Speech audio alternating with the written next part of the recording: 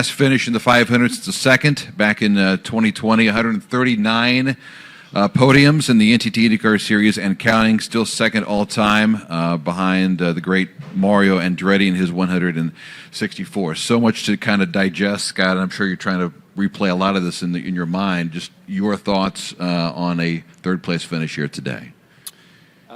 Yeah, kind of honestly all we had. You know, when I made that restart from first position and before the start finish, there was two of them, but past me already. I knew it was going to be pretty tough. So kudos to them for having the pace. Big thanks to everybody on the PNC Bank number 9.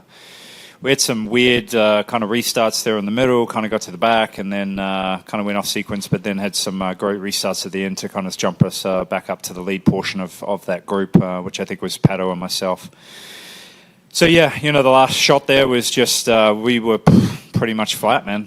Just staying in their toe, in their wake, and honestly, you kind of knew that. I think we could run kind of 218s out front. They were like 220s, and once they started cycling, they were 222s, and we were just trying to hang on there. So, they had much better pace than us today, and unfortunately, we just didn't have enough there at the end. Not that you're thinking championship quite yet, but Scott is now just 20 points behind his teammate Alex Palou after 5 rounds, the 2024 NTT IndyCar Series Championship. We've got Madeline on this side, Kieran on that side. If you got a question, raise your hand, and we'll work the room accordingly. Let's go ahead and begin here. Ben Johnston. Hey, Scott, congratulations on today's result. Have you ever experienced anything like what happened today at the Speedway? In what way? In terms of, like, the drama. The drama? Was there drama? All right. I don't know. It was a long day, that's for sure. Yeah, it was a long day, that's for sure. I took a nap, That was actually really nice. Late start to the day. I think it sometimes, can kind of suck the energy out of you, but as soon as I snapped out of my nap and looked outside and saw all the people in the stands, man, I was like, holy cow, this is awesome. So, it's great to see just the enthusiasm, I think, from this crowd and what they have here at, the Speedway. The race itself, was pretty full on, pretty action packed. At the end there, when you're kind of capturing third, you hope that the first two are going to take each other out, but obviously that didn't happen. So, a little bit of drama, but I thought everybody raced pretty cleanly, and at the end there, it was a great move by Josef around the outside, just had the momentum, and pretty interesting that it actually stuck, especially after a kind of a stint, and that second lane, can kind of get pretty slippery there, but he pulled it off, man. Excellent. And in terms of like the issues you had with Honda and qualifying and stuff, how rewarding was it for you to come back with this result? Yeah, it's nice. I think the biggest thing is when you get out of the car, you're happy with what you did today. I think we gave it all, man. And I think that's, myself and the team, we were trying. They were definitely trying to pump me up at the end. And, I was just telling them, I'm going flat out here. I've got nothing left. I'm trying.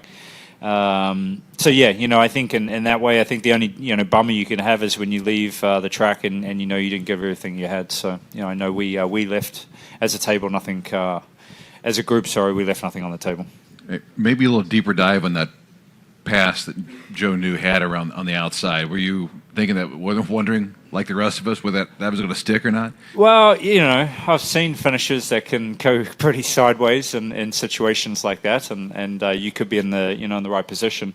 The Sato and Dario, there's loads of different kind of races that are finished that way, but he did a great job. Pato gave him some room. Rest is history. Yep. Go ahead. Sorry, second. You talked about the delay, but this track well. This is probably as late as anybody's ridden on this track. Was there anything different? The lights, where the shadows were, just maybe even the temperature, just getting this deep into the day and still be racing? Yeah, it was actually pretty good. I think the only time was when there was sun breaking through in 4, and then just as you were kind of getting to apex, there was pretty bright light through there as it was kind of breaking through the stands, which you'd just get a pretty crazy flicker going in there. But conditions were good. I think there was no issues out there, and great job by the Speedway, and obviously timing wise, just with how you get it with the rain. Mother Nature. You can't do much about that, but that was cool. To get this race in today. We'll go Jenna and then Jack. Go ahead, Jenna. Hey, Jenna Fryer, AP. You just said that Pato gave Josef some room. In 2022, he was accused of not being aggressive enough. In 2023, he was too aggressive. Today, he appeared to have been crying after the race and very upset. Is there something he could have done differently on those final two corners? It's just timing. Timing's a little bit off, I think the other year where he had the outside move, I think on Ericsson in one, I think he could have held that there. But it's always, it's a balance. You don't really know if it's going to take it. Especially when you have a stint or two where, the marbles can build up. All it takes is getting offline and you go straight into the fence. And we've seen that plenty of times too. But, those cars were fast. Like they were in a different category to me. So I don't know if there was, and the Penske's. But I don't know if there was a difference between those two. It looked like they could both suck up pretty well, but the 7 definitely had issues, kind of hanging in there tight. But I don't think Pato could have done anything different apart from the timing. He could have swapped it by a half lap, and that would have changed it. But I think if he'd not given him the room, they both would have crashed. That would have been great for Alex and I. But yeah.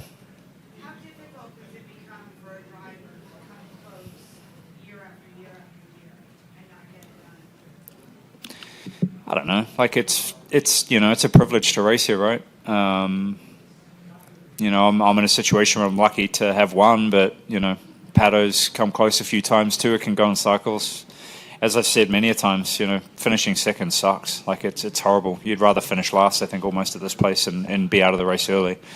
He'll be fine. He's got plenty of time on his hands. Jack? Scott, I know you were talking about qualifying. You were kind of giving something back to Honda in the sense that you weren't the top Honda, so you didn't feel like it was like you weren't blaming them for anything. Did you feel like in the race that was the deficit was between Honda and Chevy, or do you feel like there was something on the Ganassi side that you could have done better in the race there? There was definitely a difference, man. They come from so far back. Like, the pace changed when they started cycling in front, and getting back to the restarters. They got past me before I got a start finish. I knew it was going to be a pretty rough end to the race. So, great job by them. But we Honda and everybody at HRC have done as much as they can. They've sometimes it goes in cycles, and I know this will inspire them to work harder, and they'll be back. Obviously, Pato's here, but I'm going to give him a little breather. If we can wrap things up with Scott first before we get to Pato. Any other follow-up questions for Scott Dixon? Bruce? You couldn't have done anything different. Forgive me if this has been asked already, but it just got up here with Pato. When you hit pit lane, did you think, oh no, not a speeding penalty? When I hit pit lane? Yeah, it looked like you had to get on the binders pretty hard there on that last pit there. stop. You guys, I felt good, man.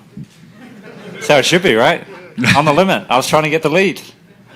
No, I didn't question that one. I'd already had the tone. Well, actually, last time I got done for speeding, I had tone too. So, I didn't think it was that close. I thought it was okay. There's a bit of a bobble there right at the end, but we were good.